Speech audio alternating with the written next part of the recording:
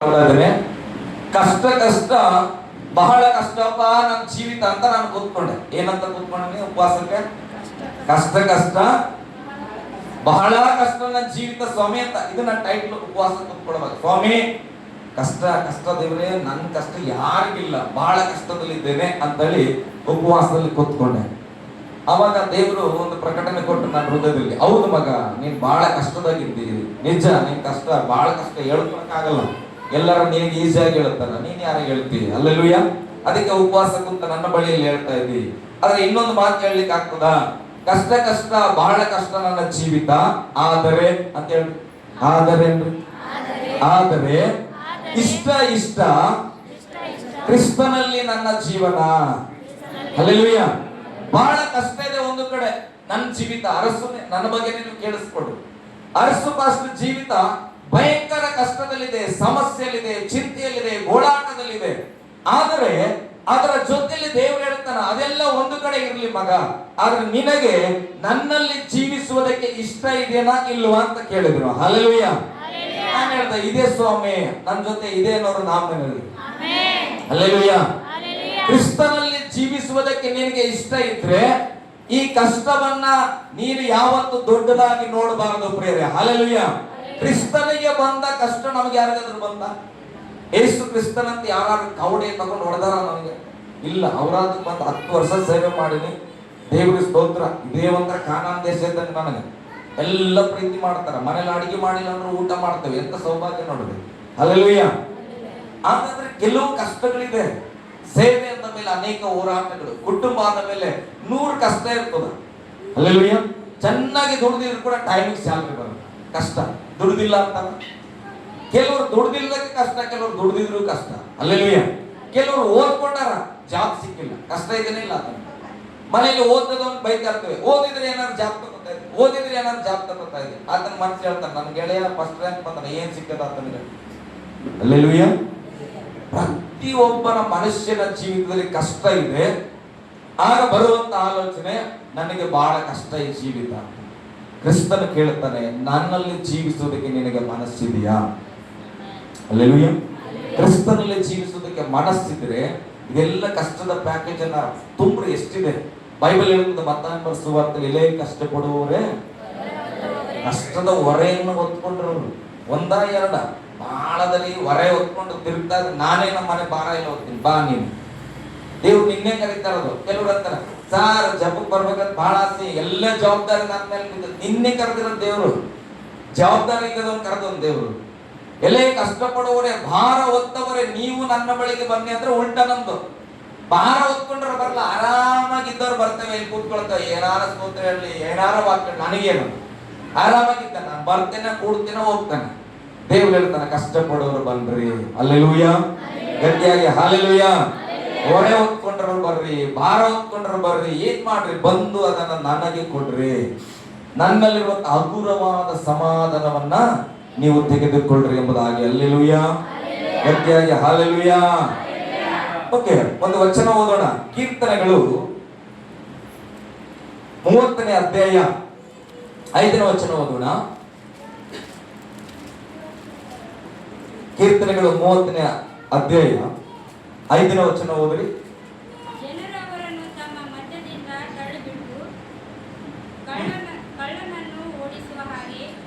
ಕೀರ್ತನೆಗಳು ಆತನ ಕೋಪವು, ಓಕೆ, ಆತನ ಕೋಪವು ಕ್ಷಣ ಮಾತ್ರವೇ. ನೋಡ್ರಿ, ದೇವರ ಕೋಪ ಕ್ಷಣ ಮಾತ್ರ. ಇದನ್ನೆಲ್ಲರೂ ಹೇಳಿ, ದೇವರ ಕೋಪ ಕ್ಷಣ ಮಾತ್ರ.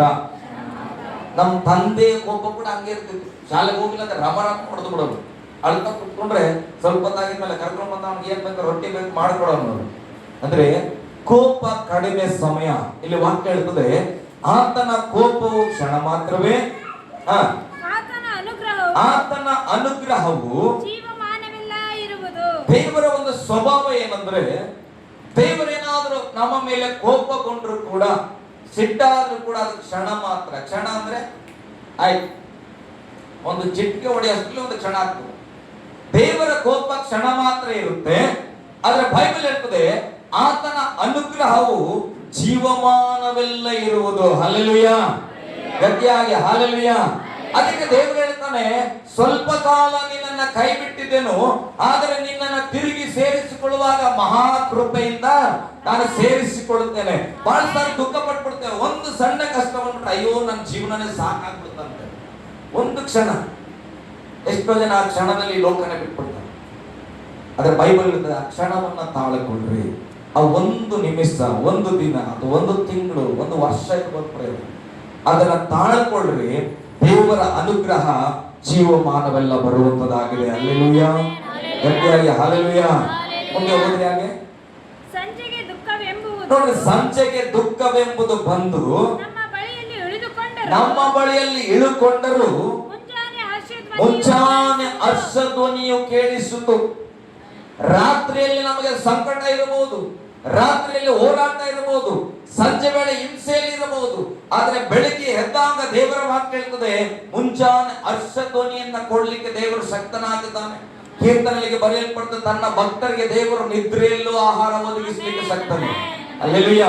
ನೀವು ಮಲ್ಕೊಳ್ಳುವಾಗ ಬೆಳಿಗ್ಗೆ ಏನೂ ಇಲ್ಲ ಅಂತ ಮಲ್ಕೊಂಡಿರ್ಬೋದು, ಬೆಳಿಗ್ಗೆ ದೇವರು ಚಿತ್ತ ಇತ್ತಂದ್ರೆ ಅಡಿಗೆ ಸಿದ್ಧವಾಗಿ ನಿನ್ನ ಮನೆಗೆ ಬರಬಹುದು. ಹಲ್ಲೆಲೂಯಾ, ಗಟ್ಟಿಯಾಗಿ ಹಲ್ಲೆಲೂಯಾ. ಯೋಚನೆ ಮಾಡಬಾರ್ದು ನಾವು, ಹೇಳ್ರಿ, ಯೋಚನೆ ಮಾಡಬಾರ್ದು. ಇಲ್ಲೆಲ್ಲ ಬರ್ತದೆ ನೋಡ್ರಿ ವಚನ, ಏನ್ ಚಿಂತೆನೆಲ್ಲ ನಮ್ಗೆ ಏನು ಗೊತ್ತಾ, ವಾಕ್ಯವನ್ನ ನಾವು ವಾಕ್ಯದ ತರ ಅರ್ಥ ಮಾಡ್ಕೊಳ್ಳ, ನಮಗ್ ಬೇಕಾದಂಗ ಅರ್ಥ ಮಾಡ್ಕೊತಾರೆ. ಹಲ್ಲೆಲೂಯಾ. ಬೈಬಲ್ ಹೇಳುತ್ತೆ, ಸಮಸ್ಯೆ ಅನ್ನುವಂಥದ್ದು, ಸಂಕಟ ಅನ್ನುವಂಥದ್ದು, ದುಃಖ ಅನ್ನುವಂಥದ್ದು ಸಂಜೆ ವೇಳೆಯಲ್ಲಿ ನಿನ್ನ ಬಳಿಯಲ್ಲಿ ಬಂದು ಆಲ್ಟ್ ಆದ್ರೂ ಕೂಡ ಮುಂಜಾನೆ ಹರ್ಷಧ್ವನಿ ಕೇಳಿಸುತ್ತದೆ. ಉದಾಹರಣೆಗೆ ನಾನು ಹೇಳ್ತೇನೆ, ಈಗ ಇವತ್ತು ನೀವು ಮಲ್ಕೊಳ್ಳುವಾಗ ಯಾರಾದ್ರೂ ನಾಳೆಗೆ ಸೂರ್ಯ ಬರ್ತಾನ ಇಲ್ವಾ ಅಂತ ಚಿಂತೆ ಮಾಡ್ತೀರಾ? ಬರ್ತಾನ? ಗ್ಯಾರಂಟಿ ಇದೆ, ಯಾರಿಗೂ ಡೌಟ್ ಇಲ್ಲ. ನೀವು 10 ಗಂಟೆಗೆ ಎದ್ರಪ್ಪ, ಎಲ್ಲ ಪ್ರಾರ್ಥನೆ ಮಾಡಿ ಮಸ್ತ್ ಇತ್ತು, ಸ್ವಲ್ಪ ಲೇಟ್ ಐತ್ರಿ ಅಂತೇಳಿ ಮಕ್ಕೊಂಡ್ಬಿಟ್ರೆ ಅಂತ ಇಟ್ಕೊಡು. ಅಷ್ಟು ಲೇಟ್ ಏನ್ ಆಗಲ್ಲ, 8:30 ಬಿಡ್ತಾನೆ. ಹಲ್ಲೆಲೂಯಾ. ಮಲ್ಕೊಂಡು ನೀವು 12 ಗಂಟೆಗೆ ಎದ್ರಿ, ಸೂರ್ಯ ಬರ್ತಾನೆ ಇಲ್ಲ, ಇನ್ನ ಅರ್ಸು ಎದ್ದಿಲ್ಲ, ಅರ್ಸು ಎದ್ಮೇಲೆ ಹೋಗೋಣ ಅಂತಾನೆ, ಬರ್ತಾನ. ಹಲ್ಲೆಲೂಯಾ. ಅಕಸ್ಮಾತ್ PM ನ ಮೋದಿ ಅವ್ರು ಮಕ್ಕೊಂಡ್ಬಿಟ್ಟಿದ್ರಪ್ಪ, ಅವ್ರು ಮಕ್ಕಳಿದ್ರೆ ಸೂರ್ಯ ಬರ್ತಾನೆ. ಯಾರ ಮಕ್ಕಳಲ್ಲಿ ಯಾರ ಎದ್ದಿರ್ಲಿ, ಆತ ಏನ್ ಮಾಡ್ತಾನ? ಬರ್ತಾನ. ಹಾಗಾದ್ರೆ ಯಾಕೆ ಸೂರ್ಯನು ಯಾವತ್ತು ರಜಾ ಆಗದೆ ಕೆಲಸ ಮಾಡಕತ್ತಾನ? ಯೋಚನೆ ಮಾಡಿದ್ರೆ ಯಾವತ್ತಾರ? ನಾನು ಯೋಚನೆ ಮಾಡ್ತಿದ್ದೆ, ಒಂದು ವಾರ ಯಾವತ್ತಾರ ರೆಸ್ಟ್ ಕೊಡಪ್ಪ ವಾಕ್ಯಕ್ಕೆ ಅಂತ ಅನಿಸ್ತದ. ನಮ್ಮ ಅಮ್ಮನ ಜೊತೆ ನಾನು ಇರ್ಬೇಕು, ಹೋಗಿ 2 ವಾರ ಯಾರಾದ್ರೂ ನೋಡ್ಕೊಂಡು ಸಾಕು ಅನಿಸ್ತದೆ. ಆದ್ರೆ ಸೂರ್ಯ ನೋಡ್ರಿ, ಯಾವತ್ತು ರಜೆ ಕಳೆದ, ಆತ ಬರ್ತಾನೆ ಇದ್ದಾನೆ. ಹಲ್ಲೆಲೂಯಾ. ಅಥವಾ ಅನುಮಾನ ಪಡ್ತೇವ, ಯಾವತ್ತಾರ ಡೌಟ್ ಪಟ್ಟಿವ? ಇಲ್ಲ. ಯಾರ ಮನಸ್ಸಲ್ಲೂ ಸೂರ್ಯ ನಾಳೆ ಬರ್ತಾನೆ ಇಲ್ವಂತ ನಮ್ಗೆ ಡೌಟೇ ಇಲ್ಲ. ಚಂದ್ರನ ಮೇಲೆ ಬೇಕಾದ್ರೆ ಡೌಟ್ ಪಡ್ತಿರ್ಬೋದು. ಯಾಕೆ ಸೂರ್ಯನ ಮೇಲೆ ಡೌಟ್ ಪಡಲ್ಲ ಅಂದ್ರೆ, ನಮ್ಗೆ ಚೆನ್ನಾಗಿ ಗೊತ್ತು, ನಾವು ಯಾರ ಮಕ್ಕಳಲ್ಲಿ ಎದ್ದಿರ್ಲಿ, ಕೆಲ್ಸಕ್ಕೆ ಹೋಗ್ಲಿ, ಮನೆಗಿರ್ಲಿ, ಊಟ ಮಾಡು, ಉಪವಾಸ ಇರು, ಆ ಸೂರ್ಯನ ಕಂಪಸ್ಸಲ್ಲಿ ಬೆಳಗಿನ ಜಾವದಲ್ಲಿ ಆತನ ಉದಯ ಆಗ್ತಾನೆ, ಆತನ ಲೋಕದ ಮೇಲೆ ಬೆಳಕನ್ನ ಬರಮಾಡ್ತಾನೆ. ಕಾರಣ, ನೀನು ನಂಬದೆ ಹೋಗು, ಸೂರ್ಯನನ್ನ ಉಂಟು ಮಾಡುವಾಗಲೇ ದೇವರು ಅದಕ್ಕೆ ಒಂದು ಕೆಲಸವನ್ನ ನೇಮಿಸಿದ್ದಾನೆ, ಲೋಕಕ್ಕೆ ನೀನು ಹಗಲನ್ನ ಒದಗಿಸಬೇಕು. ಹಲ್ಲೆಲೂಯಾ. ಹಾಗಾದ್ರೆ ದೇವರ ಬಾಯಿಂದ ಹೊರಟು ಬಂದ ಮಾತು, ಹಗಲನ್ನಾಗಿ ಆಳುವುದಕ್ಕೆ ಸೂರ್ಯವನ್ನು, ഇരുಳಲ್ಲಿ ಆಳುವುದಕ್ಕೆ ಚಂದ್ರವನ್ನ ದೇವರು ಸೃಷ್ಟಿ ಮಾಡಿದನು. ಆ ದೇವರ ಮಾತು ಇವತ್ತಿಗೂ ನೆರವೇರುತ್ತಾ ಇದೆ. ಹಲ್ಲೆಲೂಯಾ. ಇದು ಸತ್ಯ ಅಲ್ಲ? ಒಂದು ಆಮೇಲೆ ಹೇಳಿ. ಹಾಗಾದ್ರೆ ಬೈಬಲ್ ಹೇಳ್ತದೆ, ಅರಸೆ, ರಾತ್ರಿಯಲ್ಲಿ ಸಂಕಟ ನಿನ್ನ ಮನೆಯಲ್ಲಿ ಬಂದು ತಂಗಿದ್ರು, ಮುಂಜಾನೆ ಹೇಳುವಾಗ ನಿನ್ನ ಮನೆಯಲ್ಲಿ ಹರ್ಷಧ್ವನಿ ಕೇಳಿಸುತ್ತೆ ಅಂದ್ರೆ ಇದು ಆಗ್ತದ ಇಲ್ಲ? ಆಮೇಲೆ ಹೇಳ್ರಿ, ಆಗ್ತದೆ. ನಾನಾಗಾದ್ರೆ ರಾತ್ರಿ ಸಂಕಟದಲ್ಲಿದ್ರು, ಮುಂಜಾನೆ ದೇವರೇ ಸಂತೋಷವಾಗಿ ನಾನು ಹೇಳ್ತೇನೆ, ಕಾರಣ ನೀನ್ ನನ್ನ ಸಂಗಡ ಇದೆ. ಕೀರ್ತನೆ 4 ಹೇಳ್ತದೆ, ಯೆಹೋವನಲ್ಲಿ ಭಯಭಕ್ತಿಯುಳ್ಳವರು ಮಲಗಿದ ತಕ್ಷಣ ನಿದ್ದೆ ಮಾಡ್ತಾರೆ. ನಮ್ ದೇವರನ್ನ ಬಿಡ್ರಿ ನೋಡ್ಕೊತಾನ. ಹಲ್ಲೆಲೂಯಾ. ನನ್ನ ದೇವರಿದಾನ ನೋಡ್ಕೊತಾನ ಅನ್ನೋದು ಅನುಮಾನ ಇದ್ರೆ ಅದು ನಂಬಿಕೆಯ ಜೀವಿತ ಅಲ್ಲ. ವಾಕ್ಯ ಹೇಳ್ತದೆ, ವಾಕ್ಯವನ್ನ ನಂಬ್ರಿ. ಹಲ್ಲೆಲೂಯಾ. ಒಂದ್ ಮಾತು ಕಳೆದ ದಿವಸ ಮಾತಾಡಿದ್ರೆ ನಾನು ಹೇಳ್ತೇನೆ, ಈ ಸಂದೇಶಕ್ಕೆ ಸಂಬಂಧ ಇಲ್ಲ, ಬಟ್ ಹೇಳ್ತಾನೆ. ಬೈಬಲ್ ಅಲ್ಲಿ ಒಂದು ವಚನ ಹೇಳ್ತದೆ, ಹೆಚ್ಚಾಗಿ ಸ್ತ್ರೀಯರು ಇರೋದ್ರಿಂದ ನಾನು ಹೇಳ್ತೇನೆ. ನನ್ನ ಅಕ್ಕ, ತಾಯಿ, ತಂಗಿ, ಚಿಕ್ಕಮ್ಮ, ದೊಡ್ಡಮ್ಮ, ಏನೋ ಒಂದು ಸಂಬಂಧಿಕರು ನಾವಿಲ್ಲಿದ್ದೇವೆ. ಹಲ್ಲೆಲೂಯಾ. ದೇವರ ವಾಕ್ಯ ಹೇಳ್ತದೆ, ಪುರುಷರು ಕೂಡ ನಾವು ಕೇಳಿಸ್ಕೊಳ್ಳೋಣ, ನೀನು ಬಹುದಿನಗಳ ಕಾಲ ಭೂಮಿಯಲ್ಲಿ ಬದುಕಬೇಕಾ? ಬಹುದಿನಗಳ ಕಾಲ ಬದುಕಿ ಸಂತೋಷವನ್ನು ಅನುಭವಿಸಬೇಕಾ? ಹಾಗಾದರೆ ನಿನ್ನ ತಂದೆ ತಾಯಿಯನ್ನ ನೀನು ಸನ್ಮಾನಿಸಬೇಕು. ವಾಕ್ಯದಲ್ಲಿ ಇದೆನಾ? ತನ್ನ ತಂದೆ ತಾಯಿಯನ್ನ ಹೀಯಾಳಿಸುವವನು, ತನ್ನ ತಂದೆ ತಾಯಿಯನ್ನ ಅವಮಾನಿಸುವವನು ಅರ್ಧರಾತ್ರಿಯಲ್ಲಿ ಆತನ ದೀಪ ಆರಿ ಹೋಗುತ್ತೆ. ಈ ವಚನಗಳಿವೆ. ಹಾಗಾದ್ರೆ ಈಗ ನಾವು ಭೂಮಿ ಮೇಲೆ ಬಹಳ ಕಾಲ ಬದುಕಬೇಕಂದ್ರೆ ನಮ್ಮ ತಂದೆ ತಾಯಿಯನ್ನ ಚೆನ್ನಾಗಿ ನೋಡ್ಕೋಬೇಕು. ಆಮೇಲೆ ಹೇಳೋಣ, ತಂದೆ ತಾಯಿಯ ಸಂಗಡ ಪ್ರೀತಿಯಿಂದ ಇರಬೇಕು. ಆಮೇಲೆ ಹೇಳಿ, ತಂದೆ ತಾಯಿಯನ್ನ ಗೌರವಿಸಬೇಕು. ಹೇಳ್ರಿ ಆಮೇಲೆ. ಹಲ್ಲೆಲೂಯಾ. ಈಗ ಈ ಭಾಗದವರು ಹೆಣ್ಮಕ್ಳು, ನೀವು ಬಹುದಿನಗಳ ಕಾಲ ಬದುಕಿ ಚೆನ್ನಾಗಿ ಬಾಳಬೇಕಂದ್ರೆ ನೀವೇನ್ ಮಾಡ್ಬೇಕು? ಈಗ ತಂದೆ ತಾಯಿ ಇರುವವರು ಗಟ್ಟಿಯಾಗಿ ಹೇಳ್ರಿ, ಬೇಗ ಮುಗಿಬೇಕಲ್ಲ. ತಂದೆ ತಾಯಿನ ಗೊತ್ತಾಗ್ತದೆ ಎಷ್ಟು ಸನ್ಮಾನಿಸಕತ್ತೀರಿ. ಗಟ್ಟಿಯಾಗಿ ಹೇಳ್ರಿ, ತಂದೆ ತಾಯಿಯನ್ನ ಸನ್ಮಾನಿಸ್ಬೇಕು. ಇನ್ನ ಜೋರಾಗಿ, ತಂದೆ ತಾಯಿಯನ್ನ ಸನ್ಮಾನಿಸ್ಬೇಕು. ನಾವು ಹುಡುಗರು ಕೂಡ ಹೇಳೋಣ, ನಾವು ಸುಖ ಕಾಲವನ್ನ ಅನುಭವಿಸ್ಬೇಕು, ಬಹುದಿನ ಬದುಕಬೇಕಂದ್ರೆ ಏನ್ ಮಾಡ್ಬೇಕ್ರಪ್ಪ? ನಮ್ಮ ತಂದೆ ತಾಯಿಗಳನ್ನ ನಾವು ಸನ್ಮಾನಿಸ್ಬೇಕು. ಬಹಳ ಈಸಿದು. ಏ ಬಿಡಪ್ಪ, ಜನ್ಮ ಕೊಟ್ಟಾರ, ಬೆಳೆಸ್ಯಾರ, ನಮಗೆ ಸ್ಕೂಲಿಗೆ ಹಾಕ್ಯಾರ, ಎಕ್ಸಾಮ್ ಫೀಸ್ ಕಟ್ಟಾರ, ಎಲ್ಲ ಮಾಡಿ ದೊಡ್ಡವ್ರು ಮಾಡ್ಬಿಟ್ರೆ ನಮ್ಮ ಅಪ್ಪ ಅಮ್ಮನ ಪ್ರೀತಿಸಕ್ಕೆ ನಮ್ಗೇನ್ ಕಷ್ಟನ? ನಾವು ಪ್ರೀತಿಸ್ತೇವೆ. ಅಲ್ಲೆಲ್ಲೂಯ್ಯ. ಸ್ತ್ರೀಯರು ಕೆಲವರು ದೊಡ್ಡವರು ಸಣ್ಣವರು ಸಾಮಾನ್ಯವಾಗಿ ಅರ್ಥ ಮಾಡ್ಕೊಡ್ರಿ, ನಿಮ್ಮ ಮಕ್ಕಳಿಗಾದ್ರೂ ಹೆಲ್ಪ್ ಆಗ್ತದೆ. ಈಗ ಮದುವೆ ಆಗ್ತೀರಿ, ಮದುವೆ ಆಗಿದ್ದವ್ರು ಸ್ತೋತ್ರ, ಆಗದಿದ್ದವ್ರು ಮುಂದೆ ಆಗ್ತೀರಿ. ಆದಾಗ ಎಷ್ಟು ಜನರಿಗೆ ನಾನೊಂದು 50 ವರ್ಷ ನನ್ನ ಗಂಡನ ಜೊತೆ ಸುಖವಾಗಿ ಬದುಕ್ಬೇಕಂತ ಆಸೆ ಇದೆ. ಇರ್ತದೆ ಇಲ್ಲ ಹೆಣ್ಮಕ್ಳು? ಏನ್ ಮದುವೆ ಆದ ನೆಕ್ಸ್ಟ್ ವರ್ಷ ಟಿಕೆಟ್ ಇರಲಿ ನನ್ನ ಗಂಡ ಅಂತೇವ? ಇಲ್ಲಲ್ಲ. 50 ವರ್ಷ ಆದ್ರೂ ಕ್ಯಾಂಡ್ಲ್ ಹಚ್ಚಿ ಹ್ಯಾಪಿ ವೆಡ್ಡಿಂಗ್ ಆನಿವರ್ಸರಿ ಮಾಡ್ಬೇಕಂತ, ಅಲ್ಲ 60 ವರ್ಷ ಮಾಡ್ಕೋಬೇಕಂತ ಬಹಳ ಆಸೆ. ಈಗ ನೀವು ಬಹಳ ದಿನ ಬದುಕ್ಬೇಕಾದ್ರೆ ನಿಮ್ಮ ಅಪ್ಪ ಅಮ್ಮನ ನೀವು ಗೌರವ ಕೊಡ್ಬೇಕು, ನಿಮ್ಮ ಅಪ್ಪ ಅಮ್ಮನ ಪ್ರೀತಿ ಮಾಡ್ಬೇಕು. ನಾನು ಯೋಚನೆ ಮಾಡ್ತೇನೆ, ದೇವ್ರಿಗೆ ಯಾಕೆ ನಾನು ಹೃದಯದಲ್ಲಿ ಹಾಕ್ಯಪ್ಪ ಅಂತೇಳಿ ನನಗೂ ಚಿಂತೆ. ಹಾಗಾದ್ರೆ ಈಗ ನಿಮ್ ಗಂಡನ ಜೊತೆ ಬದುಕ್ಬೇಕಂತ ಆಸೆ ಅದಲ್ಲ ಒಂದು 50 ವರ್ಷ. ನಿಮ್ ಗಂಡ 50 ವರ್ಷ ಬದುಕ್ಬೇಕಂದ್ರೆ ಆತ ಏನ್ ಮಾಡ್ಬೇಕು? ಆತ ಏನ್ ಮಾಡ್ಬೇಕು? ಯಾಕಂತ ನಿನ್ ಗಂಡನ ಅಪ್ಪ ಅಮ್ಮನ್ನ ಚೆನ್ನಾಗಿ ಗೌರವಿಸ್ಬೇಕು, ಚೆನ್ನಾಗಿ ನೋಡ್ಕೋಬೇಕು, ಚೆನ್ನಾಗಿ ಪ್ರೀತಿಸ್ಬೇಕು.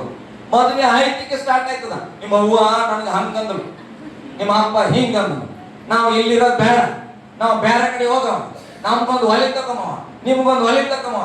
ಆಯ್ತು, ಆತನ ಹೇಳಿ ಹೇಳಿ ಹೇಳಿ ಗಂಡ ಎಂತ ಅಪ್ಪವ ಸಿಕ್ಕವ ನಮ್ಗೆ. ನಡಿ ಹೋಗಾರೆ ಅಂತ ಬಂದ. ನಿನ್ ಗಂಡನ ಆಯ್ತು ನೀನೇ ಕಿತ್ಕೊಂಡಂಗೆ ಕಾಣಲ್ಲ.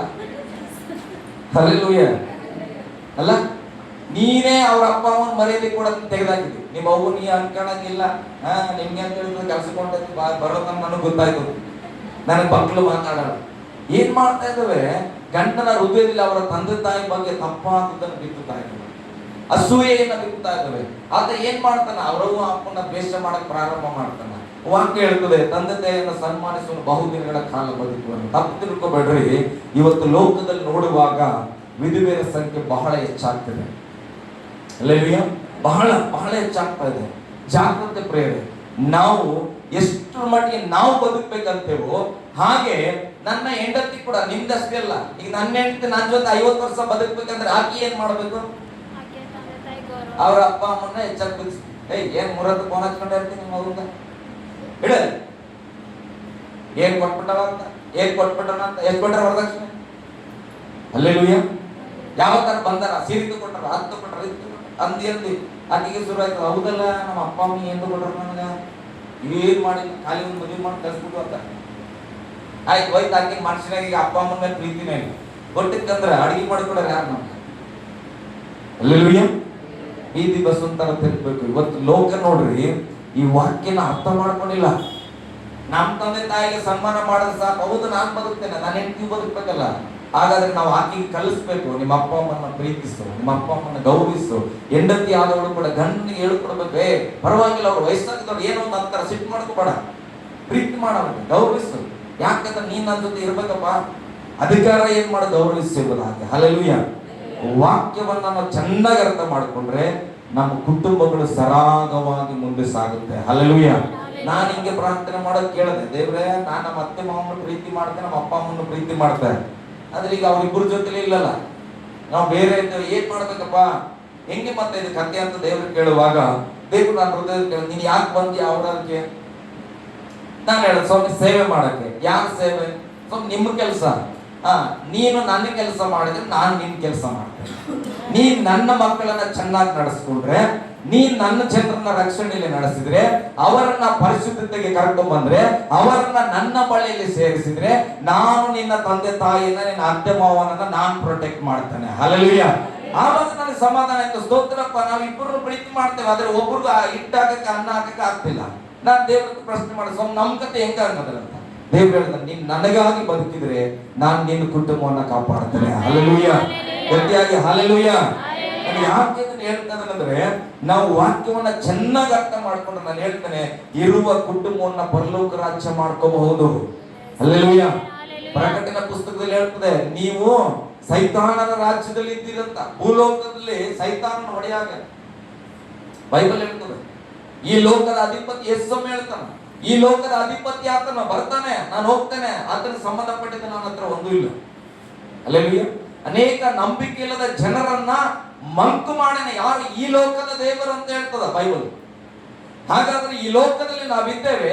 ಅದೇ ಬೈಬಲ್ ವಾಕ್ಯ ಹೇಳ್ತದೆ, ನಿಮ್ಮನ್ನ ಲೋಕದಿಂದ ಬಿಡಿಸಿ ನಾನು ದೇವಕುಮಾರನ ರಾಜ್ಯದಲ್ಲಿ ಸೇರಿಸಿದ್ದೇನೆ. ಹಲ್ಲೆಲೂಯ.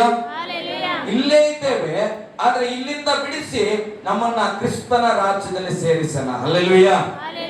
ಈಗ ನಾನು ಸ್ಕೂಲ್ ನಡೆಸ್ತಾ ಇದ್ದೆ ಅಂತ ಇಟ್ಕೊಂಡು, ನಮ್ಮಲ್ಲೇ ಓದ್ತಾ ಇದ್ದೆ, ಇದ್ದಕ್ಕಿದ್ದಂಗೆ ಇಲ್ಲಿಂದ ಟಿ.ಸಿ ತಗೊಂಡೋಗಿ ನಮ್ಮ ಪಕ್ಕದ ಸ್ಕೂಲ್ ಸೇರ್ಕೊಂಡು, ಹಲ್ಲೆಲೂಯ, ಅಲ್ಲಿ ಫೀಸ್ ಕಟ್ತಾರ, ಅಲ್ಲಿ ಚೆನ್ನಾಗಿ ರ್ಯಾಂಕ್ ತಗೋತಾ ಇದ್ದಾರೆ. ಇವಾಗ ಏನಿಸ್ತದೆ, ನನಗೆ ಬೇಜಾರಾಗ್ತದೆ, ನಮ್ಮ ಶಾಲೆಗಿಂತ ಅಲ್ಲಿ ಹೋಗ್ಬೇಕು. ಹಲ್ಲೆಲೂಯ. ಹೆಂಗಾರ ಮಾಡಿ ಅವ್ರನ್ನ ಇಲ್ಲಿ ತರಬೇಕು, ಹೆಂಗಾರ ಮಾಡಿ ಇಲ್ಲಿ ತರಬೇಕು.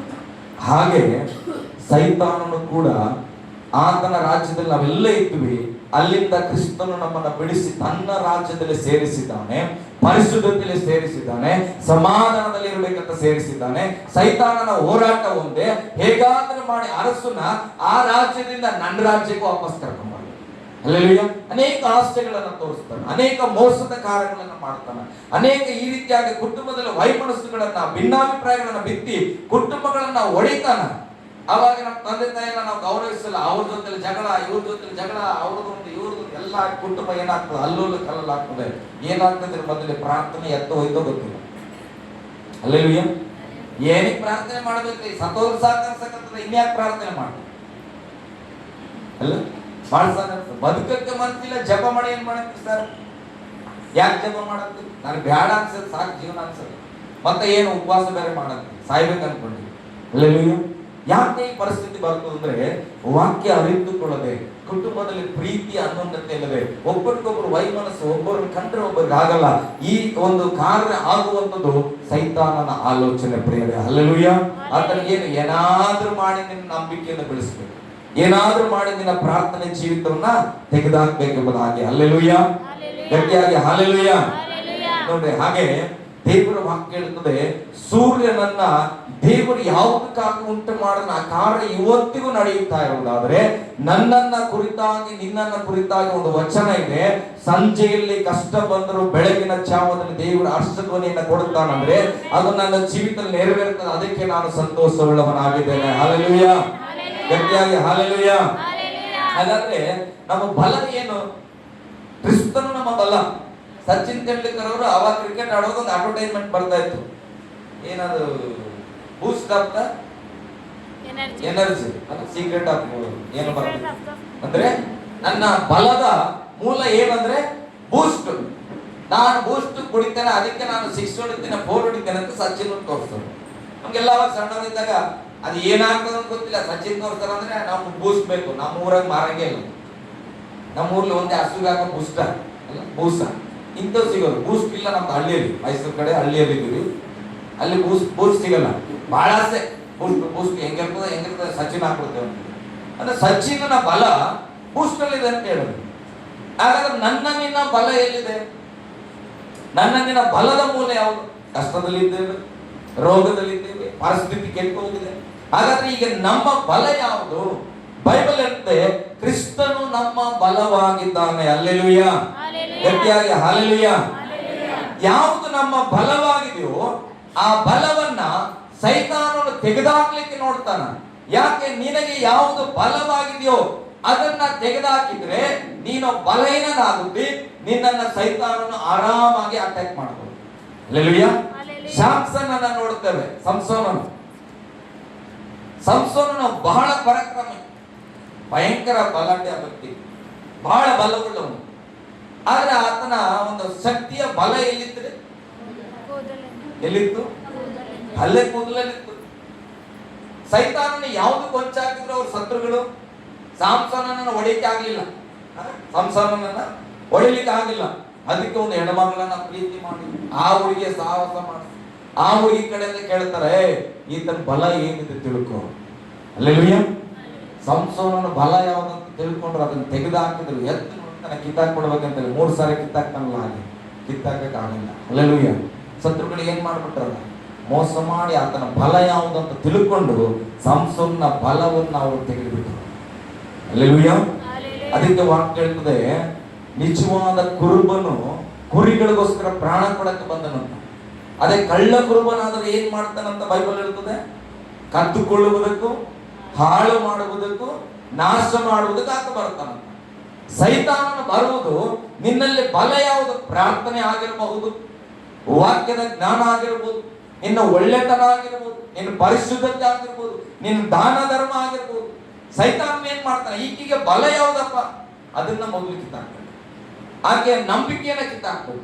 ಯಾರಿದ್ದಾರೆ ಅವ್ರ ಮನೇಲಿ ಇಷ್ಟು ಕಷ್ಟ ಆದ್ರೂ ಒಂದ್ಸರಿ ಅಳಲ್ಲ, ದುಃಖ ಪಡಲ್ಲ, ಕಷ್ಟ ಹೇಳ್ಕೊಡಲ್ಲ. ಕ್ರಿಸ್ತನ ತಂದು ಹಂಗ ಹಿಂಗಾರ ಮಾಡಿ ಕ್ರಿಸ್ತನ ಗಟ್ಟಿಯಾಗಿ ಹಲ್ಲೆಲೂಯಾ. ನಿಮ್ಮ ಬಗ್ಗೆ ದೇವರು ಮಾತನಾಡುವಾಗ ಎಚ್ಚರ ಪಡೆಯಿರಿ. ನಾವು ನಮ್ಮ ಬಲ ಯಾವುದು ತಿಳ್ಕೊಳ್ಬೇಕು. ನಾನು ಹೇಳ್ತೇನೆ, ನನ್ನ ವಿಶೇಷವಾದ ಬಲ ನನ್ನ ದೇವರಾಗಿದ್ದಾನೆ. ಹಲ್ಲೆಲೂಯಾ. ಗಟ್ಟಿಯಾಗಿ ಹಲ್ಲೆಲೂಯಾ. ಆದ್ರೆ ದೇವರು ಏನ್ ಮಾಡ್ತಾನ ಹಾಗಂದ್ರೆ, ಸೈತಾನನು ಬಲವನ್ನ ತೆಗೆದಾಕಿ ನಮ್ಮನ್ನ ಬಲಹೀನರನ್ನಾಗಿ ಮಾಡ್ಲಿಕ್ಕೆ ಬರ್ತಾನ.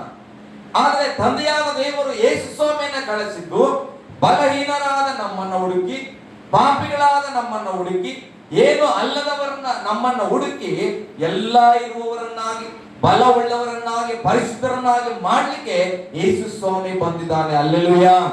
ಗಟ್ಟಿಯಾಗಿ ಹಲ್ಲೆಲೂಯಾ. ಯಾಕೋಬನು ಆದಿಕಾಂಡ ಪುಸ್ತಕ 32ನೇ ಅಧ್ಯಾಯಕ್ಕೆ ಬನ್ರಿ. ಯಾಕೋಬನು ತನ್ನ ಮಾವನ ಮನೆಯನ್ನ ಬಿಟ್ಟು ಸ್ವದೇಶಕ್ಕೆ ಹೋಗ್ಬೇಕಂತ ಬರ್ತಾ ಇದ್ರು. ಹಲ್ಲೆಲೂಯಾ. ಈಗ ಅಣ್ಣನಿಗೆ ಭಯಪಟ್ಟ ಆತನ ಏನ್ ಮಾಡ್ತಾನೆ, ಒಂದು ಯೋಚನೆ ಮಾಡಿ ತನ್ನ ಮುಂದೆ 2 ಪಂಗಡಗಳನ್ನಾಗಿ ಮಾಡಿ ಆ ಮುಂದೆ ಕಳಿಸಿ ಹೆಂಡತಿ ಮಕ್ಕಳು ಎಲ್ಲರನ್ನ ಕಳಿಸ್ಬಿಟ್ಟು ಯಾಕೋಬನಿಗ ಒಬ್ಬಂಟಿಗನಾಗಿದ್ದಾನೆ. ಹೇಳ್ರಿ, ಒಬ್ಬಂಟಿಗನಾಗಿದ್ದಾನೆ. ಈಗ ಆತನ ಬಲಹೀನತೆಯಲ್ಲಿದ್ದಾನೆ, ಯಾಕೋಬನ ಅಂಜಿಕೆಯಲ್ಲಿದ್ದಾನೆ. ನಮ್ಮ ಅಣ್ಣ ಏನ್ ಮಾಡ್ತಾನೋ, ಮೋಸ ಮಾಡಿ ಬಂದ್ಬಿಟ್ಟಿನಿ, ಈಗ ಆತನ ಹೊಡಿತಾನೋ, ಏನಾಗ್ತದೋ ಪರಿಸ್ಥಿತಿ ಅಂತೇಳಿ ಬಲಹೀನತೆಯಲ್ಲಿದ್ದಾನೆ, ಭಯದಲ್ಲಿದ್ದಾನೆ. ಒಬ್ಬನ ಎಲ್ಲರನ್ನ ಕಳಿಸ್ಬಿಟ್ಟು ಹಿಂದೆ ಉಳ್ಕೊಂಡ್ಬಿಟ್ಟಾನ. ಹಲ್ಲೆಲೂಯಾ.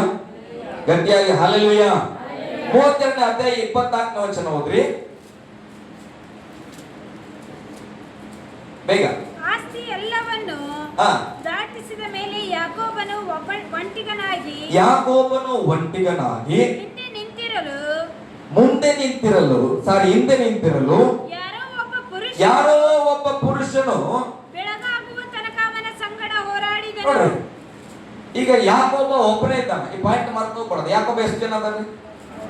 ಒಬ್ಬನೇ. ಎಲ್ಲ ಹೋಗ್ಯಾರ. ಈಗ ಒಬ್ಬ ಭಯದಲ್ಲಿ ನಿಂತ್ಕೊಂಡನ, ಬಲಹೀನತೆ, ಏನಾಗ್ತದ ಮುಂದೆ ಗೊತ್ತಿಲ್ಲ, ಅನ್ಸಿಬಿಟ್ಟಾನ. ಈಗ ಅಲ್ಲಿ ನಿಂತಾನ. ಆತನ ಆಸ್ತಿ ಇದೆ, ಹೆಂಡತಿ ಮಕ್ಕಳು, ಡಬಲ್ ಹೆಂಡತಿ, 2 ಹೆಂಡತಿರು ಎಲ್ಲ ಇದೆ. ಆದ್ರೂ ಕೂಡ ಆತನ ತಪ್ಪಿನ ಭಯ ಕಾಡ್ತಾ ಇದೆ. ಏನ್ ಮಾಡ್ತಾನ ನಮ್ಮ ಅಣ್ಣ ಅಂತೇಳಿ ಎಲ್ಲರನ್ನ ಕಳಿಸಿ ಒಬ್ಬಂಟಿಗನಾಗಿ ನಿಂತ್ಕೊಂಡಿದ್ದಾನೆ ರಾತ್ರಿಯಲ್ಲಿ. ಆ ಸಂದರ್ಭದಲ್ಲಿ ಒಬ್ಬ ಪುರುಷನ ಸಂಗಡ ರಾತ್ರಿಯೆಲ್ಲ ಹೋರಾಡಿದನು. ಎಷ್ಟು? ರಾತ್ರಿಯೆಲ್ಲ. ಹೇಳ್ರಿ, ರಾತ್ರಿಯೆಲ್ಲ ಹೋರಾಡಿದನು.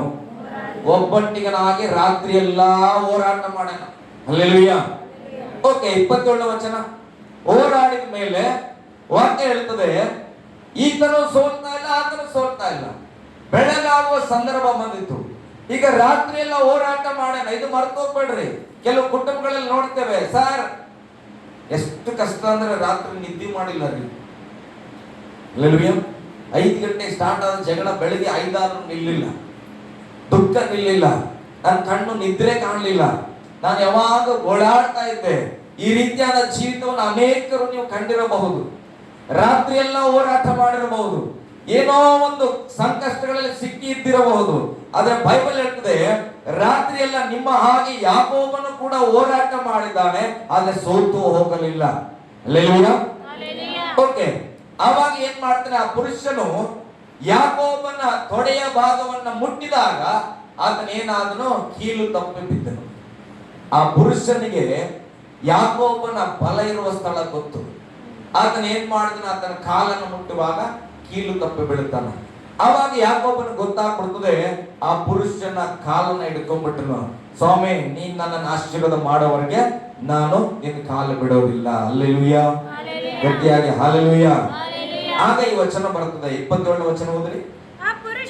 ನೋಡ್ರಿ, ಆ ಪುರುಷನು ರಾತ್ರಿ ಎಲ್ಲ ಹೋರಾಟ ಆಯ್ತು. ಈಗ ಬೆಳಗಿನ ಜಾವದಲ್ಲಿ ಯಾಕೋಬನು ಕೀಲ್ ತಪ್ಪಿ ಬಿದ್ದಾನ. ಆತನಿಗೀಗ ಬಲ ಇಲ್ಲ, ಆತನ ಕಾಲು ಹಿಡ್ಕೊಂಡ್ಬಿಟ್ಟಾನ.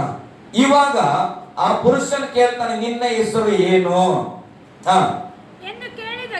ಎಂದು ಕೇಳಿದ್ದಕ್ಕೆ ಅವನು ಯಾಕೋಬನು ಅಂದಾಗ ಅವನು ಯಾಕೋಬನಿಗೆ, ಇನ್ನು ಮೇಲೆ ನೀನು ಯಾಕೋಬನು ಅನಿಸಿಕೊಳ್ಳುವುದಿಲ್ಲ. ಯಾರ್ಯಾರ ಸಂಗಡ?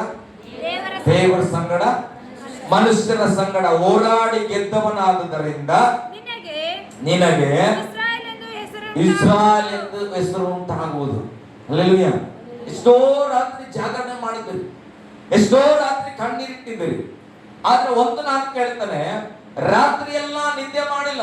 ಜಗಳದ ನಿಮಿತ್ತನೋ, ಕಷ್ಟದ ನಿಮಿತ್ತನೋ, ಸಾಲದ ನಿಮಿತ್ತನೋ, ಇದು ಜನಗಳೊಟ್ಟಿಗೆ ಹೋರಾಟ. ಇದು ಹಲ್ಲೆಲೂಯಾ, ಇದು ಜನಗಳ ಸಂಗಡ. ಅದ್ರಲ್ಲಿ ಬೈಬಲ್ ಇರ್ತದೆ, ಯಾಕೋಬನು ಮನುಷ್ಯನ ಸಂಗಡ ದೇವರ ಸಂಗಡ ಹೋರಾಟ ಮಾಡನ ಬೆಳಿಗ್ಗೆ ಆಗ್ತಾ ಇದೆ. ಚೆನ್ನಾಗಿ ನೆನಪಿಡಬೇಕು. ಕೀರ್ತನೆ ಓದಿಕೊಂಡಿದ್ದೇವೆ, ಸಂಚೆಯಲ್ಲಿ ದುಃಖ ಬಂದು ನಿನ್ನಲ್ಲಿ ತಂಗಿದರು, ಬೆಳಗಿನ ಜಾವದಲ್ಲಿ ಏನಾಗ್ತೀಯ, ಹರ್ಷಧ್ವನಿ ನಿನಗೆ ಕೇಳಿಸುವುದು. ಯಾಕೋಬನು ರಾತ್ರಿ ಎಲ್ಲ ಗುದ್ದಾಡನ ಪಾಪ, ಮನುಷ್ಯನ ಸಂಗಡ ದೇವ್ರ ಸಂಗಡ ಕೀಲ್ ತಪ್ಪೋದಿಲ್ಲ, ಬಲಹೀನನಾಗಿದ್ದಾನೆ. ಬೆಳಗಾಗ್ತಾ ಇದೆ, ಆ ಪುರುಷ ಹೇಳ್ತಾನೆ, ಬೆಳಗಿನ ಜಾವ ನಾನು ಬಿಡಂದ್ರೆ ಯಾಕೋಬ ಬಿಡಂಗಿಲ್ಲ. ಅವಾಗ ಆ ಪುರುಷನ್ ಕೇಳ್ತಾನೆ, ನಿನ್ನ ಹೆಸರೇನಂದ್ರೆ ಯಾಕೋಬನು. ಹಲ್ಲೆಲೂಯಾ. ಯಾಕೋಬನ್ ಅಂದ್ರೆ ಮೋಸಗಾರನು. ಹಲ್ಲೆಲೂಯಾ.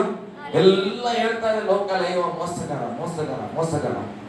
ಆತನ ಹೇಳ, ನನ್ನ ಹೆಸರು ಯಾಕೋಬ. ಹಲ್ಲೆಲೂಯಾ. ಗಟ್ಟಿಯಾಗಿ ಹಲ್ಲೆಲೂಯಾ. ನಾವೆಲ್ಲ ಮನುಷ್ಯರ ಜೊತೆ ಹೋರಾಟ ಮಾಡ್ತಾ ಇದ್ದೋ ಪ್ರೇರೆ. ಮಕ್ಕಳ ಸಂಕಟ, ಗಂಡನ ಸಂಕಟ, ಹೆಂಡತಿ ಸಂಕಟ, ಸಾಲದ ಸಂಕಟ, ರೋಗದ ಸಂಕಟ ಹೋರಾಟ ಮಾಡ್ತಾ ಇದ್ದೇವೆ. ಆದ್ರೆ ಅದ್ರ ಜೊತೆಯಲ್ಲಿ ಇವತ್ತು ನೀವು ಒಂದು ಯಾಡ್ ಮಾಡ್ಕೊಳ್ಬೇಕು, ಜೊತೆಯಲ್ಲಿ ಸೇರಿಸ್ಕೊಳ್ಬೇಕು. ರೋಗ ಬೇಡ ಅಂದ್ರೂ ಅದು ಇರ್ತದ, ಬೇಕು ಅಂದ್ರೂ ಇರ್ತದ. ಹಲ್ಲೆಲೂಯಾ. ಸಾಲ ಇರ್ತದ, ಸಮಸ್ಯೆ ಇರ್ತದ, ಕಿಟ್ಕಿಟ್ ಇರ್ತದ.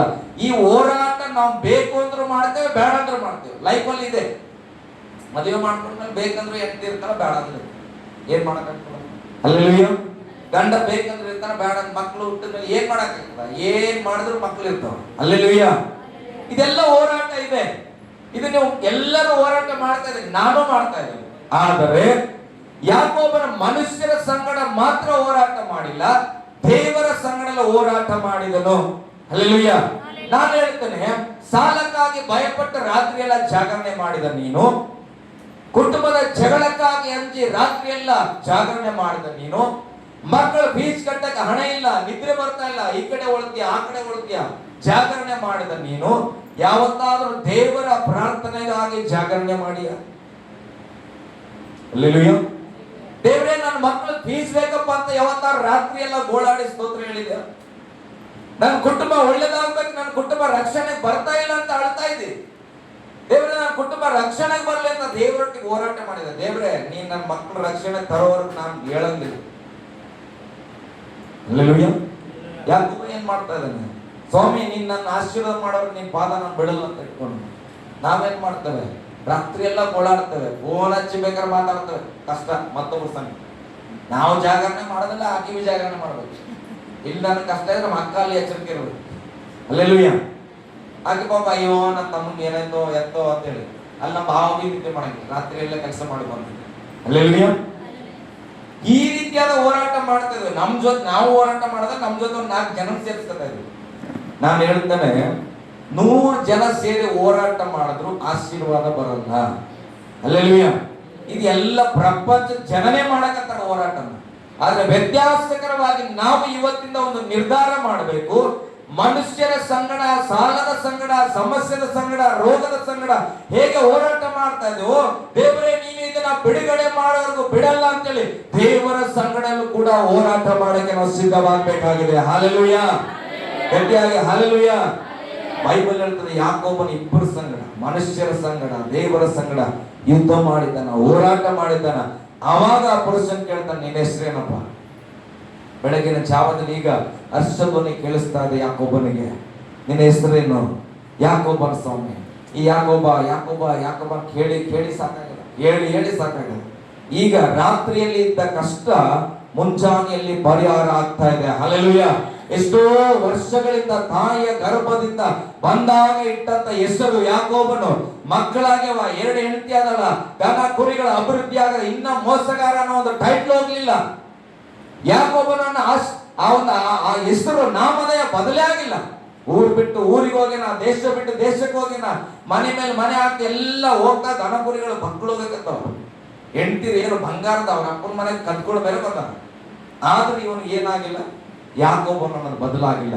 ಯಾವಾಗ ಯಾಕೋಬನು ಮನುಷ್ಯನ ಸಂಗಡ, ದೇವರ ಸಂಗಡ ಹೋರಾಟ ಮಾಡಿದ್ನೋ, ಆ ಪುರುಷನ ಪಾದವನ್ನ ಭದ್ರವಾಗಿ ಹಿಡಿದ್ನೋ, ಈಗ ವಾಕ್ಯ ಹೇಳ್ತದೆ ನಿನ್ನ ಹೆಸರೇನು? ಯಾಕೋಬನು. ಆತನ ಹೇಳ್ತಾನ ಪುರುಷನ ಇನ್ನ ಮುಂದೆ, ನಿನ್ನ ಹೆಸರು ಯಾಕೋಬ ಅಲ್ಲ. ಹೇಳ್ರಿ, ಯಾಕೋಬ ಅಲ್ಲ. ಹಾಗಾದ್ರೆ ಏನು? ಇಸ್ರಾಯೇಲ್ ಅನ್ನು. ಇಸ್ರಾಯೇಲ್ ಹೇಳ್ರಿ, ಇಸ್ರಾಯೇಲ್. ಹಲ್ಲೆಲೂಯಾ. ಇಸ್ರಾಯೇಲ್ ಅಂದ್ರೆ ಏನು? ಯಾಕೋಬ ಅಂತ ಇತ್ತು, ಇಸ್ರಾಯೇಲ್ ಮಾಡ್ಬಿಟ್ರಿ. ಇಸ್ರಾಯೇಲ್ ಅಂದ್ರೆ ಏನು ಗೊತ್ತ? ಇಸ್ರಾಯೇಲ್ ಅಂದ್ರೆ ದೇವರ ಅರಸ ಅಂತ. ಹಲ್ಲೆಲೂಯಾ. ಇಸ್ರಾಯೇಲ್ ಅನ್ನತಕ್ಕಂಥ ಹೆಸರಿನ ಪದದ ಅರ್ಥ, ನಾಮಧೇಯದ ಅರ್ಥ ದೇವರ ಅರಸನು, ದೇವರ ರಾಜನು. ಅಂದ್ರೆ ದೇವರು ಆಶೀರ್ವದಿಸಲ್ಪಟ್ಟ ವ್ಯಕ್ತಿ, ದೇವರು ಆರಿಸಲ್ಪಟ್ಟ ಕಿಂಗಿತ ರಾಜನೆಂಬುದಾಗಿ ಮೋಸಗಾರನ ನಾಮಧೇಯ ಎಷ್ಟೋ ವರ್ಷಗಳಿಂದಿತ್ತು. ರಾತ್ರಿ ಆತನ ಮಾಡಿ ತಂದ್ಕೊಂಡು ಒಬ್ಬನೇ ನಿಂತಿದ್ರು. ಆದ್ರೆ ಈಗ ಹೋರಾಟ ನಡೆದಿದೆ ರಾತ್ರಿ ಅಲ್ಲ, ಮುಂಜಾನೆ ಹೇಳುವಾಗ ಯಾಕೋಬನ ಹೆಸರು ಅಳಿಸಿ ಹೋಗ್ತಾ ಇದೆ. ನೀನು ದೇವರ ರಾಜ, ಹೋಗ್ ಮಗ ಲೋಕದಲ್ಲಿ ಬದುಕಂತೇಳಿ ಒಂದು ಹೊಸ ಹರ್ಷಧ್ವನಿ ಕೇಳ್ತಾ ಇದೆ. ಹಲ್ಲೆಲೂಯಾ. ಗಟ್ಟಿಯಾಗಿ ಹಲ್ಲೆಲೂಯಾ. ನೀನು ಯಾವತ್ತಾದ್ರೂ ದೇವರ ಹತ್ರ ಹೋರಾಟದ ಪ್ರಾರ್ಥನೆ ಮಾಡಿದ್ರೆ ಮುಂಜಾನೆ ನನಗೆ ಹರ್ಷಧ್ವನಿ ಕೇಳಬೇಕು. ಇಲ್ಲಿ ನಿಂತು ಹೇಳ್ಬೇಕು, ಸ್ವಾಮಿ ನಾನು ಹಿಂಗೆ ಪ್ರಾರ್ಥನೆ ಮಾಡಿದ್ರೆ ನಾನು ದೇವರಿಗೆ ಅದ್ಭುತ ಮಾಡ್ಕೊಟ್ಟೆ. ಹಲ್ಲೆಲೂಯಾ. ಪ್ರಾರ್ಥನೆ ಅಂದ್ರೆ ಸುಮ್ಮನಲ್ಲ, ಉಪವಾಸ ಅಂದ್ರೆ ಸುಮ್ಮನಲ್ಲ ಪ್ರೇರೆ. ವಾಕ್ಯ ಹೇಳ್ತದೆ ನಾವು ಮನುಷ್ಯರ ಜೊತೆ ಹೋರಾಟ. ಏನು ಉಪವಾಸ ಮಾಡ್ತಂತೆ ಎದ್ದಂತೆ ಅಡ್ಗೆ ಮಾಡಿಲ್ಲ, ಏನ್ ಮಾಡಿ ಯಾರು ಉಪವಾಸ ಮಾಡೋ ಅಲ್ಲ, ಮನುಷ್ಯರ ಹೋರಾಟ. ಈಗೇನು ಉಪವಾಸ ಮಾಡೋ, ನಾಳೆ ಬಂದ್ಬಿಡ್ತು 1 ಲಕ್ಷ ಮಾಡಿ, ಇನ್ನೊಂದು 40 ದಿನ ಉಪವಾಸ ಮಾಡಿ ಹ್ಯಾಂಗ್ ಕುಡಿಯೋದು ಬಿಡಿಸ್ತೀವಿ ನೋಡಿ. ಅದೇ ಇಲ್ಲ, ಮತ್ತೆ ಉಪವಾಸ ಮಾಡಿ ಸಾಲ ಕಟ್ಟೋದು, ಸಂಘ ಕಟ್ಟೋದು, ಮನುಷ್ಯನ ಹೋರಾಟ ನೀವು ಕೇಳೇ ಮಾಡ್ರಿ, ಬರ್ತಾನೆ ಇರ್ತದೆ. ಹಲ್ಲೆಲೂಯಾ. ಆದ್ರೆ ದೇವರ ಹೋರಾಟ ನಾವು ತಗೋಬೇಕು. ದೇವರೇ ಇದೆಲ್ಲ ನೋಡಪ್ಪ ಸಾಕು, ಈಗ ಹೋರಾಟ ಮಾಡ್ತಾ ಇದ್ದಾನೆ, ಈಗ ನಿನ್ ಸನ್ನಿಧಿಯಲ್ಲಿ ಕೂತ್ಕೊಳ್ತೇನೆ, ನನಗೂ ನಿನ್ಗೂ ಹೋರಾಟ, ನನಗೆ ನೀನ್ ಬ್ಲಸ್ ಮಾಡಿ, ಈ ಸಮಸ್ಯೆಗಳಿಂದ ಬಿಡಿಸುವವರೆಗೆ ನಾನು ನಿನ್ ಪಾದ ಬಿಡುವುದಿಲ್ಲ. ಹಲ್ಲೆಲೂಯಾ. ಗಟ್ಟಿಯಾಗಿ ಹಲ್ಲೆಲೂಯಾ.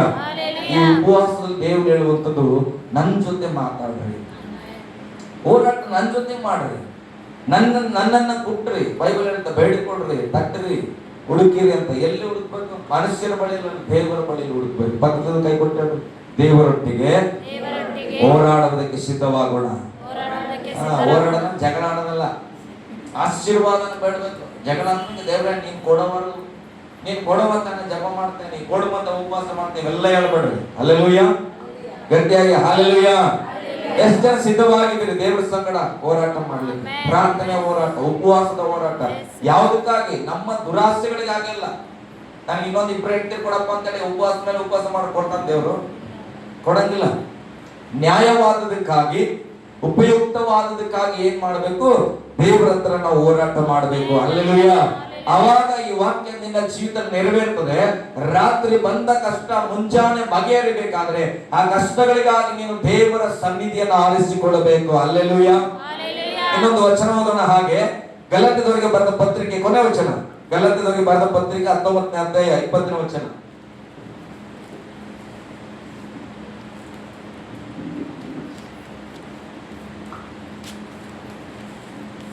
ಹೊಸ ಒಡಂಬಡಿಕೆ ಗಲಾತ್ಯ 2:19-20.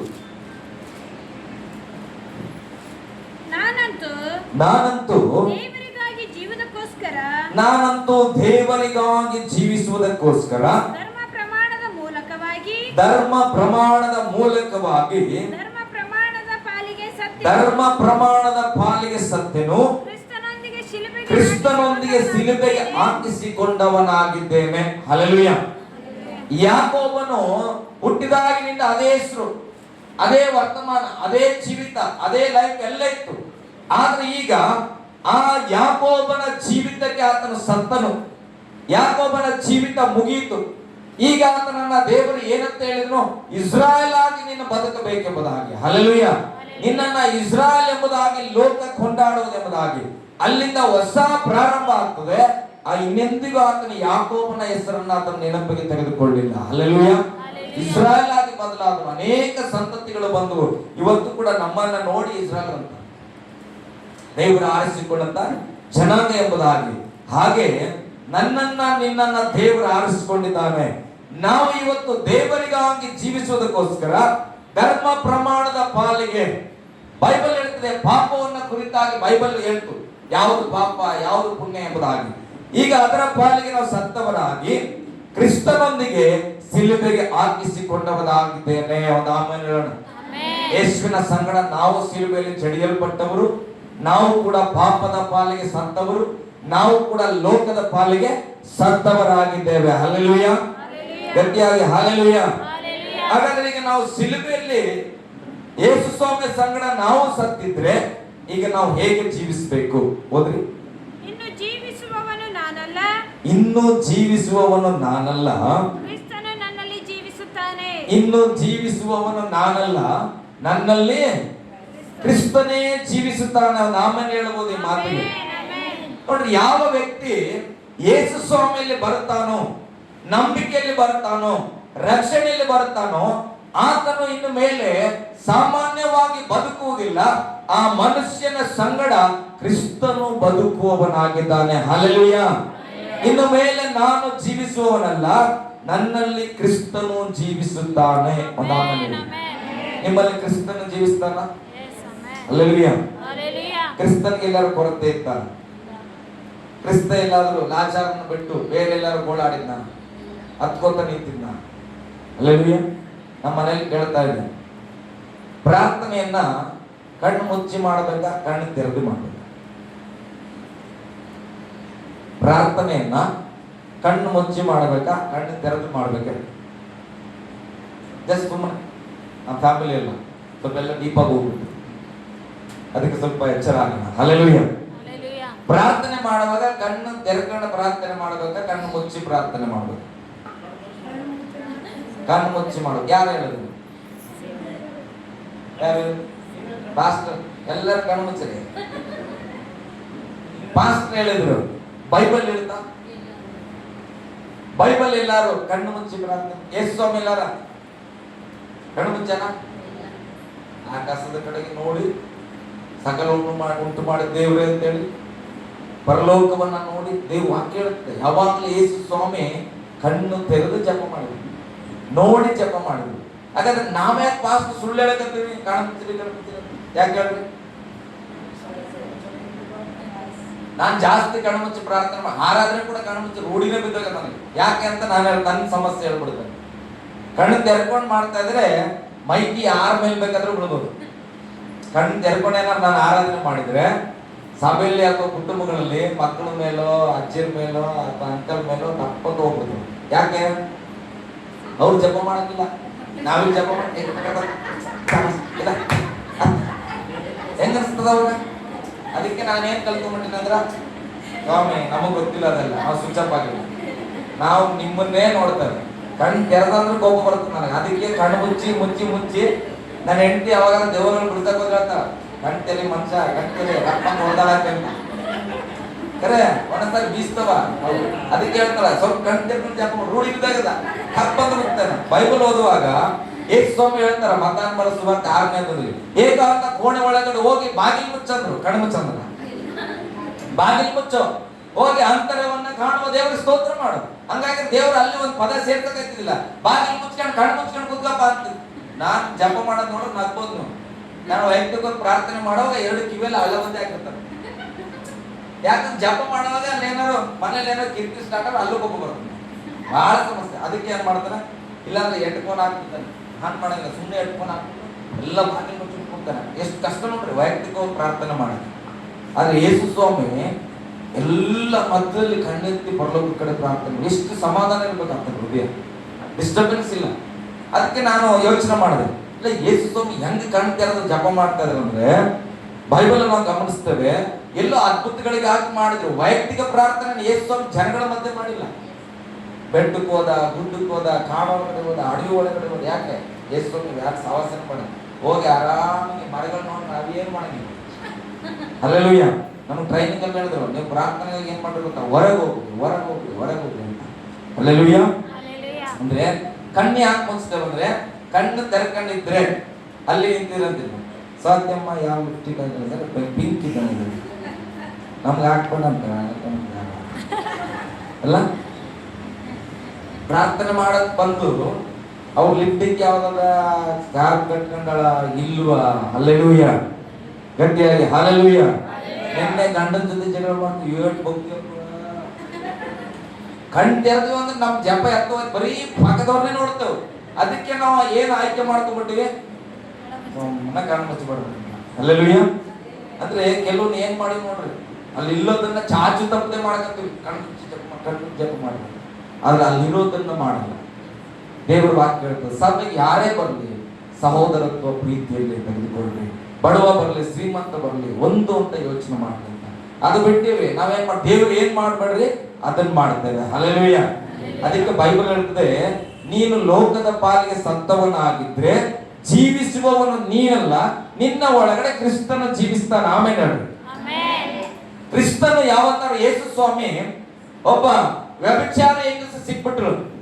ಸಿಕ್ಕಿದಾಗ ಯೇಸು ಸ್ವಾಮಿ ಹೋಯ್ ಹಿಂಗ್ ಮಾಡಿ ಸಿಕ್ಕೊಂಡ ಹೊಡಿಲಿಕ್ಕಲ್ಲ ಅಂತನ. ಕಣ್ಣು ತೆರೆದು ನೋಡ್ತಾ ನೋಡ್ತಾ ಯೇಸು ಸ್ವಾಮಿ ಕೆಳಗೆ ಬರೀತಾ ಅಂತ ಹೇಳ್ತಾನೆ, ಯಾರ ಪಾಪ ಮಾಡಿಲ್ಲ ನೀವು ತಗೊಂಡ ಕಲ್ಲಾಕಲಿ. ಹಲ್ಲೆಲೂಯ.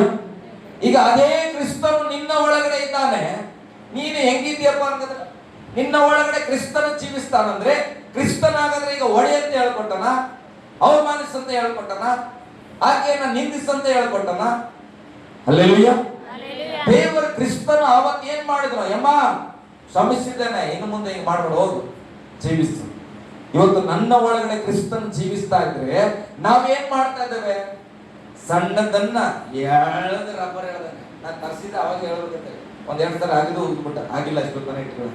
ಬೂಮರ್ ತರಿಸಿದ ನಮ್ಮ ಸಾಲ ನಮ್ಮ ಬೂಮರ್ ಇಷ್ಟಿರ್ತು ಇಷ್ಟಿರ್ತು ಸಣ್ಣ ವಿಚಾರನ ಏನ್ ಮಾಡ್ತೇವೆ, ಎಳೆದು ದೊಡ್ಡದು ಮಾಡಿ ಅರ್ಧಕ್ಕಿಂತ ಕೊಟ್ಬಿಡೋದು. ಯೇಸು ಸ್ವಾಮಿ ಹೇಳ್ತಾನ, ಬದುಕದಲ್ಲ ನಿಮ್ಮ ಒಳಗಡೆ ಕ್ರಿಸ್ತನ ಜೀವಿಸ್ತಾ ಇದ್ರೆ ಕ್ರಿಸ್ತನ ತಿರ್ಬೇಕು ನಿಮ್ಮ ಮನಸ್ಸು. ಹಲ್ಲೆಲೂಯ. ಗಟ್ಟಿಯಾಗಿ ಹಲ್ಲೆಲೂಯ. ಪ್ರೀತಿಸ್ರಿ, ಕುಟುಂಬನ ಪ್ರೀತಿಸ್ರಿ. ಕುಟುಂಬನ ಪ್ರೀತಿಸ್ರಿ. ತಪ್ಪಾಗಿರ್ಬೋದು, ಕುಟುಂಬದಲ್ಲಿ ಬಲಹೀನತೆ ಇರ್ತಿರ್ಬೋದು, ಅದು ದುಡಿಯಲ್ಲ, ಪ್ರೀತಿ ಮಾಡ್ರಿ. ನೀವೇನ್ ದ್ವೇಷ ಮಾಡಿದ್ರೆ ನಾಳೆಗೆ 10,000 ದುಡ್ಕೊಂಡ್ ಬರ್ತಾರೆ. ಹಲ್ಲೆಲೂಯ. ದೇವರ ವಾಕ್ಯ ಹೇಳ್ತದೆ, ಇನ್ನು ಜೀವಿಸುವವನು ನಾನಲ್ಲ, ಕ್ರಿಸ್ತನೇ ನನ್ನಲ್ಲಿ ಜೀವಿಸುತ್ತಾನೆ. ಈಗ ಶರೀರದಲ್ಲಿರುವ ನಾನು ಜೀವಿಸುವುದು ಹೇಗೆಂದರೆ ದೇವಕುಮಾರನ ಮೇಲನ ನಂಬಿಕೆಯಿಂದಲೇ. ಹಲ್ಲೆಲೂಯ. ಯೇಸು ಸ್ವಾಮಿಯ ಯಾವ ನಂಬಿಕೆಯಲ್ಲಿದ್ದನೋ ಅದೇ ನಂಬಿಕೆಯಲ್ಲಿ ನಾವು ಜೀವಿಸಬೇಕು. ಯೇಸು ಸ್ವಾಮಿ ಏನಂತ ನಂಬಿದ್ದಾನೆ, ಸಕಲ ಜನಾಂಗವು ಒಂದು ದಿನ ಪಾಪವನ್ನ ಬಿಡುಗಡೆ ಮಾಡಿಕೊಂಡು ಯೇಸು ಸ್ವಾಮಿಯ ದೇವರಂತ ನಂಬುವ ಕಾಲ ಬರುತ್ತೆ. 2026 ವರ್ಷಗಳಿಂದ ಹೇಳಿದ್ದು, ಇನ್ನ ನಂಬಿದಾನೆ ಯೇಸು ಸ್ವಾಮಿ ಇಲ್ಲ, ಆರೈಕೆ ಮಾಡ್ತಾರೆ ಯೇಸು ಸ್ವಾಮಿ ಬಳಿಲಿ ಬರ್ತಾರೆ. ಹಾಗಾದ್ರೆ ಆ ದೇವರು ನಮ್ಮ ಒಳಗಡೆ ಇದ್ರೆ ನಮ್ಮ ಮಕ್ಕಳ ಬಗ್ಗೆ ಯಾಕೆ ನಮ್ಗೆ ನಿರೀಕ್ಷೆ ಇಲ್ಲ, ಬದಲಾಗ್ತಾನಂತ ಯಾಕೆ ನಮ್ಗೆ ನಿರೀಕ್ಷೆ ಇಲ್ಲ, ನಮ್ಮ ಬಗ್ಗೆ ನಿರೀಕ್ಷೆ ಇಲ್ಲ, ನಾವು ಬೆಳಿತೇವಂತ, ನಾವು ಬದಲಾಗ್ತೇವಂತ. ಏನಾದ್ರೂ ನನ್ನ ಜೀವಿತ ಬದಲಾಗಲ್ಲ. ಕ್ರಿಸ್ತನ್ ಇಲ್ಲದೆ ಇರುವವರು ಹಾಡುವ ಮಾತು, ಕ್ರಿಸ್ತನ್ ನಮ್ಮೊಳಗಿದ್ರೆ ಮೇಲಣ ನಂಬಿಕೆ ಇರುತ್ತೆ. ಒಂದು ಆಮೇಲೆ ಹೇಳೋಣ. ಹಲ್ಲೆಲೂಯ. ಮೇಲಣ ನಂಬಿಕೆಯಲ್ಲಿ ಕೊನೆ ವಚನ ಓದ್ರಿ, ಅಲ್ಲೇ ಕೊನೆ ಭಾಗ. ದೇವಕುಮಾರನ ಮೇಲಣ ನಂಬಿಕೆಯಲ್ಲಿ ಆತನು ನನ್ನನ್ನು ಪ್ರೀತಿಸಿ ನನಗೂ ಒಪ್ಪಿಸಿ ಬಿಟ್ಟನು. ಮುಗೀತು, ಸಾಕು. ಯೇಸು ಸ್ವಾಮಿ ನಮ್ಮನ್ನ ಪ್ರೀತಿಸಿದ್ದಕ್ಕೆ ತನ್ನನ್ನೇ ತಾನು ಒಪ್ಪಿಸ್ಬಿಟ್ಟನು. ನೀನ್ ನಿನ್ನ ಮಗನ್ ಪ್ರೀತಿಸ್ತೀಯ ಅಂದ್ರೆ ಒಪ್ಪಿಸಲಿ ಸರ್ವಸ್ವ. ನಿಜವಾದ ಪ್ರೀತಿ ನಿಮ್ಮ ಮಗ ಮಾಡಲ್ಲಪ್ಪ, ನೀನ್ ಮಾಡ್ತೀಯಲ್ಲ, ತೋರ್ಸು ನಿನ್ ಪ್ರೀತಿ ಕ್ರಿಸ್ತನಂತೆ. ನಾವು ಪಾಪಿಗಳಲ್ವ, ನಮ್ಮ ದೇವರು ಏನ್ ಮಾಡುದು? ಒಡೆದ ಜಜ್ಜಿನ ಪ್ರೀತಿನ ತಾನು ಜಜ್ಜಲ್ಪಟ್ಟು, ತಾನು ಮರಣದ ಕಂಬ ಏರಿ, ತಾನು ಮರಣ ಶಿಕ್ಷೆಯನ್ನು ತೆಗೆದುಕೊಂಡು ನಮ್ಮನ್ನು ಆರಾಮಾಗಿ ನಮ್ಮ ಮಗ ನಾನು ನಿನ್ನ ರಕ್ಷಿಸ್ತೇನೆ. ಇವತ್ತು ನಮ್ಮೊಳಗಡೆ ಕ್ರಿಸ್ತನಿದ್ದಾನೆ. ನಾವು ನಮ್ಮ ಕುಟುಂಬವನ್ನ, ನಮ್ಮ ಸಂಬಂಧಿಕರನ್ನ, ನಮ್ಮ ಸಭೆಯನ್ನ, ನಮ್ಮ ಜನವನ್ನ ನಾವು ಹೇಗೆ ಪ್ರೀತಿಸ್ತಾ ಇದ್ದೇವೆ? ಬೈಬಲ್ ಹೇಳ್ತದೆ, ಆತನು ಹೇಗೆ ನಮ್ಮನ್ನ ಪ್ರೀತಿಸಿ ತನ್ನನ್ನೇ ಒಪ್ಪಿಸಿದಾನೋ, ಇವತ್ತು ನಾನು ನನ್ನ ಸಭೆಯನ್ನ ಪ್ರೀತಿಸುವುದಾದ್ರೆ ನನ್ನನ್ನೇ ನನ್ನ ಸಭೆಗಾಗಿ ಒಪ್ಪಿಸಿಕೊಡ್ಬೇಕು. ಹಲ್ಲೆಲೂಯಾ. ನೀನು ನಿನ್ನ ಕುಟುಂಬವನ್ನ ಪ್ರೀತಿಸಿದಾಗ ನಿನ್ನ ಕುಟುಂಬಕ್ಕಾಗಿ ನೀನು ಒಪ್ಪಿಸ್ಕೊಡು. ನಾನೇ ಮಾಡ್ಬೇಕಲ್ಲ, ನೀನೇ ಮಾಡಿ. ಯೇಸು ಸ್ವಾಮಿನೇ ಎಲ್ಲ ಮಾಡಿದ್ರು, ನೀವೇನಾದ್ರು ಮಾಡಿದ್ರೆ? ನಾನಂತ ಏನು ಮಾಡಿಲ್ಲ, ಎಲ್ಲವನ್ನ ಯೇಸು ಸ್ವಾಮಿನೇ ಮಾಡಿ ಮುಗಿಸಿದ್ದಾನೆ. ನಾನು ನಂಬಿದ್ದೇನೆ ಅಷ್ಟೇ. ನಿನ್ ಕುಟುಂಬ ನೀನು ಪ್ರೀತಿಸ್ತೀಯ ಅಂದ್ರೆ ನೀನೇ ಎಲ್ಲ ಮಾಡು, ನೀನೇ ಜಪ ಮಾಡು, ನೀನೇ ಅಡಿಗೆ ಮಾಡು, ನೀನೇ ಊಟಕ್ಕೆ ಪಡಿಸಿ ಎಲ್ಲ ಮಾಡು. ಒಂದು ದಿನ ಅದನ್ನ ನಂಬಿದ ವ್ಯಕ್ತಿ ಆಮೇಲೆ ಅದನ್ನ ಮಾಡ್ತಾನೆ. ಈಗ ನಾನು ನಂಬಿದ್ದೇನೆ, ನಾನು ಸೇವೆ ಮಾಡ್ತಾರೆ. ಹಲ್ಲೆಲೂಯಾ. ನಾನು ನಂಬದೇ ಇದ್ದಾಗ ದೇವರು ನನಗಾಗಿ ಎಲ್ಲ ಮಾಡಿದ್ರು. ಈಗ ನಾನು ನಂಬಿಕೊಂಡಿದ್ದೆ, ನನಗೆ ಅರ್ಥ ಆಗಿದೆ, ನಾನೀಗ ದೇವರಿಗಾಗಿ ಎಲ್ಲ ಮಾಡ್ತಾ ಇದ್ದೇನೆ. ಬಹಳ ಅದೇ ಸಿಂಪಲ್. ನಿನ್ನ ಜೀವಿತದಲ್ಲೂ ನೀನ್ ನಿನ್ನ ಕುಟುಂಬಕ್ಕಾಗಿ ಎಲ್ಲವನ್ನ ಮಾಡು. ನಿನ್ನ ಕುಟುಂಬ ಒಂದು ದಿನ ನಂಬಿಕೆಯಲ್ಲಿ ಬಂದಾಗ ನಿನಗಾಗಿ ನಿನ್ನ ಕುಟುಂಬ ಎಲ್ಲವನ್ನ ಮಾಡುತ್ತೆ. ಹಲ್ಲೆಲೂಯಾ. ಗಟ್ಟಿಯಾಗಿ ಹಲ್ಲೆಲೂಯಾ. ನೀನು ಏನನ್ನ ಬಿತ್ತುತ್ತೀಯೋ ಅದನ್ನೇ ಕೊಯ್ಯೋದು, ಅದಕ್ಕೆ ಬಿಟ್ಟು ಬೇರೆ ಏನು ಸಿಗಲ್ಲ. ಹಲ್ಲೆಲೂಯಾ. ನಾವೆಲ್ಲ ಕರ್ತನ ಸನ್ನಿಧಿಯಲ್ಲಿ ಎದ್ದು ನಿಂತ್ಕೊಳ್ಳೋ ಪ್ರೇರೆ, ಸಮಯ ಆಗಿದೆ. ನಾನು ನಾಳೆ ಮತ್ತೆ ನಡೆಸ್ತೇನೆ.